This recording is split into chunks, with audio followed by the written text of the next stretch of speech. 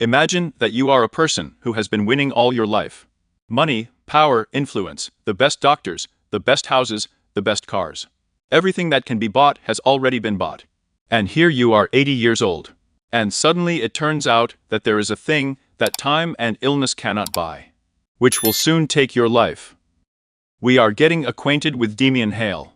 He is one of the richest businessmen in America, a billionaire, a business icon, a legend who built New York, and the owner of a large construction company. Only he's already a tired old man inside. He still has the main problem of terminal cancer with no chance of survival. Doctors don't say maybe, they say soon. Not tomorrow, not the day after tomorrow, but very soon. Damian is having lunch at a restaurant with his longtime partner and friend Martin. They discuss business, finances, some deals, but something else is hanging in the air. Damian calmly, almost without emotion, says a phrase that for a normal person sounds like the end of the world. Soon I won't be in this world. But the interesting thing is that Damian doesn't look like a man who has resigned himself. He looks like a man who is looking for a loophole and as if trying to understand the different meaning of human existence.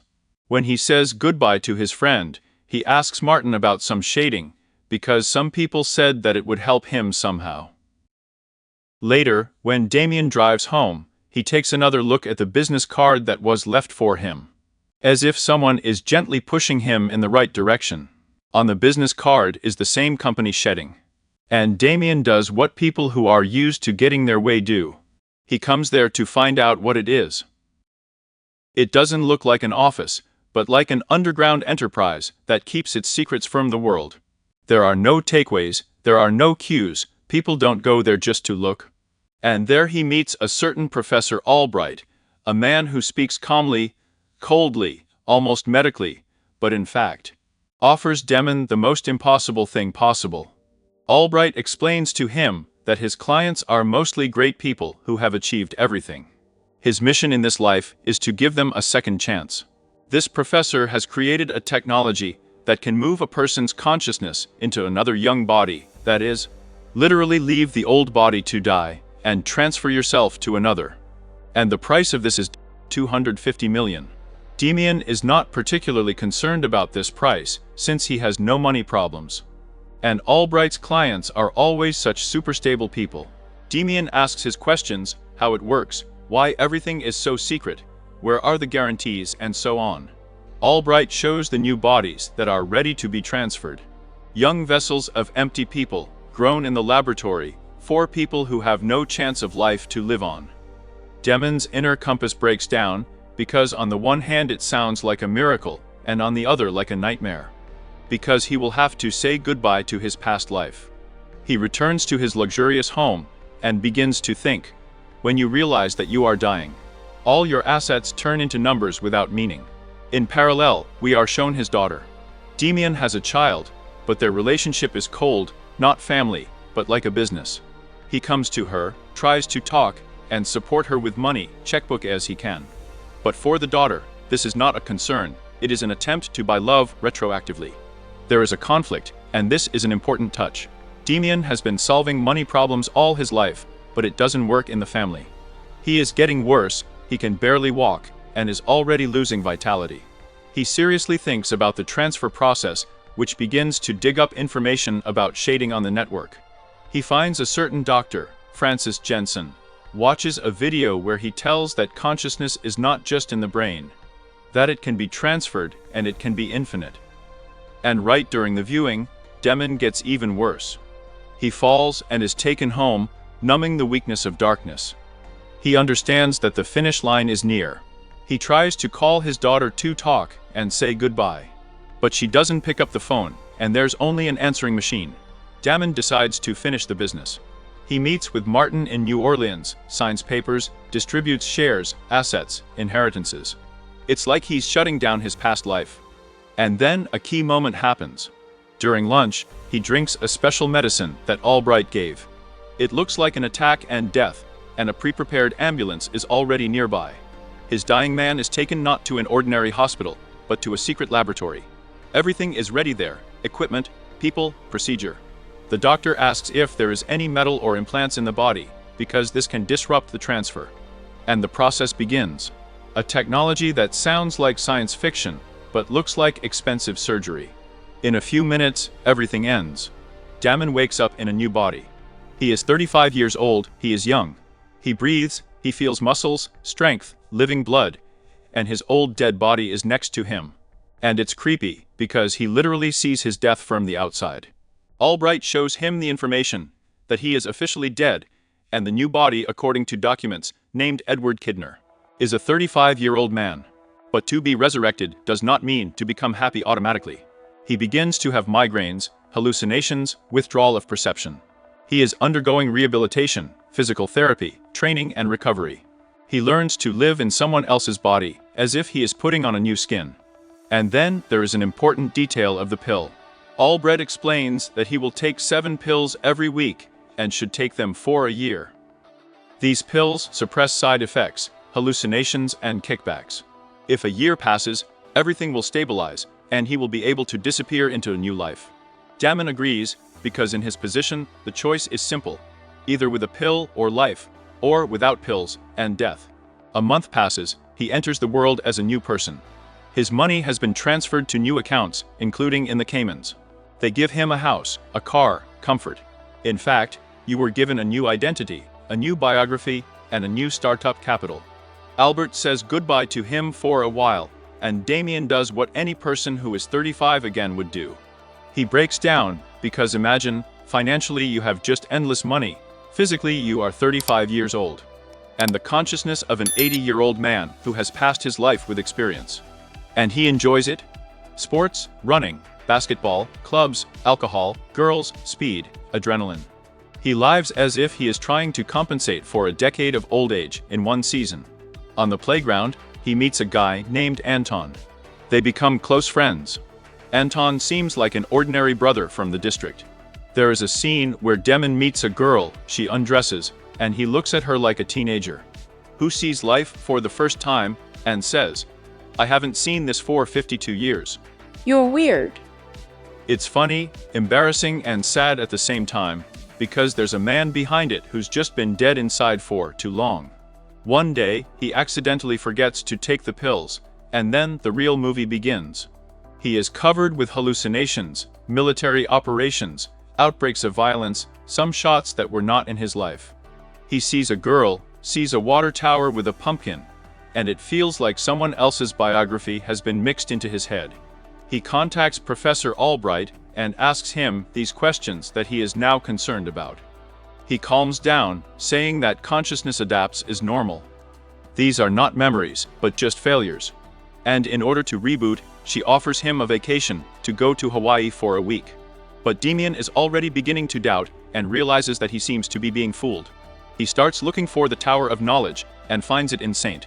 Louis, and instead of Hawaii, he changes the route. He comes to that place, finds a house, goes inside and sees the photos. Photos of him, that is, the body, in which he now lives. In the photo, he, a woman next to him, and a little girl are a full-fledged family. At this moment, Damien realizes a terrible thing. This body is not an empty vessel.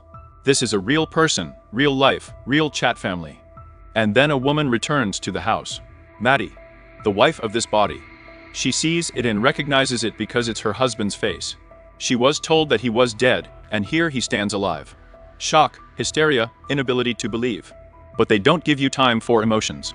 Albright's men immediately appear because he was followed and everything happened under control. And Anton, his friend, turns out to be the agent who was watching Damien. The truth is revealed to him. The real name of the owner of the body is Mark, a former Marine soldier. He agreed to sell his body to the program to pay for an operation for his daughter to save her life by sacrificing his own. The company covered the treatment and in return took his life and body. That is, in fact, someone saved a child, and someone was quietly written off. And this is where Damon, for the first time in the film, behaves not like a billionaire, but like a person. He understands that now they are going to kill Maddie, stage an accident. They will burn down the house and close everything as a tragedy. And he decides that this is not possible, such a scenario does not suit him. The Marine's fighting instinct is activated, because the body remembers more than the consciousness. Damon fights, shoots, kills agents, takes away weapons, tries to save Maddie. Get out and stop them from wiping out Mark's family. They escape, The house is on fire, cars and chases, and Damien begins to play the role of the husband, explaining that he was abducted and was unconscious, anything not to destroy Maudie completely. They are taking their daughter Anna out of school. Imagine how it is. You are a stranger, but the child looks at you as a dad. And you need to be a dad, even though you've never been one. Damien starts looking for the root of the whole scheme. He returns to Dr. Jensen again. His video is in the same Wikipedia article and notices the main detail. Next to Dr. Jensen sits a man with glasses, the same Albright. Damien notices Albright's habit in Dr. Jensen's habit, which is explained by the real Dr. Jensen, an old scientist, who transplanted his consciousness into a young assistant. And Albright is Dr. Jensen's new shell. The irony is that the creator of the procedure also used it. But he couldn't save his wife, because she has a severe stage of Alzheimer's. But she's still alive. Damien finds her, comes to this woman. She says that Jensen's assistant is looking after her, left a number. The number where you can call him. And Damien gets this number, he calls, and Albright immediately arrives. Then there is a conversation where two philosophies collide. Damien says, "It's immoral, the man had a family." Jensen replies, "This deal is a payment. That's the way the world works." For Jensen it's a market. For Damien it's suddenly a human life. The conflict begins. Albright's men try to take Damien away, but he breaks out, leaves and hides. At one point, he tells Maudie the truth, that he is not Mark, he is the man who bought this body. They go to Martin, the only one who can help. At first Martin doesn't believe, but Damien proves to the knowledge of details, memories, facts that only they know. And then a new twist. Martin has a son at home, terminally ill, but the son is alive, and hidden in a secret room. Damien immediately realizes that Martin has also done shading with his dying son. And this is where the film rigidly shows morality. People do this not only for the sake of selfishness, sometimes for the sake of family, but the price is still someone else's life. Damien tells Martin the terrible truth. His son's body is not his, it is the body of another child from another family. Damien stops taking pills on purpose in order to pull out the necessary clues from Mark's memory. And according to these flashes, he finds the address of a secret laboratory. He gets inside, sees dozens of bodies, a system that has put a second life on the conveyor belt. He runs into Albright, tries to destroy the equipment, shoots at the glass, but everything is armored, everything is thought out. And they catch him. They are trying to transfer his consciousness now forcibly. And they are going to transplant Albright's right-hand man Anton into Mark's body. But Damien has a metal bullet in his body, which no one knew about. And this prevents the procedure from going through completely. As a result, he goes out and pretends to be Anton, answers as Anton, but inside is still Damien. Albright quickly realizes the mistake. The final meat grinder begins. Damien destroys the security of Albright's people, burns down the laboratory, and at the very end, kills Albright with a flamethrower symbolically, brutally, and finally, because some projects can't just be closed. They need to be burned out. He comes out of this hell with Maddie and Anna, but Damien himself understands that his time is running out. Because without pills he will not last long, and to return to the scheme means to become part of this evil again. He once again goes to his real daughter, but not as a father, but as a very close friend of his father, leaves her a note, says the right words, does what he did not do before, tries to at least slightly correct his role in her life. Then he leaves, goes to bed and disappears. The real Mark Marpick wakes up. He doesn't understand anything and doesn't know what's going on. But there's a laptop nearby and there's a video message. In the video, Damien is in Mark's body. He explains what happened in general and leaves his fortune to Mark. He says he stopped taking pills, went through a few days of hellish withdrawal. Mark returns to his family, where his wife and daughter are waiting in the Caribbean. For the family, a happy ending, and for Damien, a strange redemption. He got a second chance and could live it as an eternal holiday. But in the end, I spent it to act like a human being at least once. And on this note, the film leaves the main question.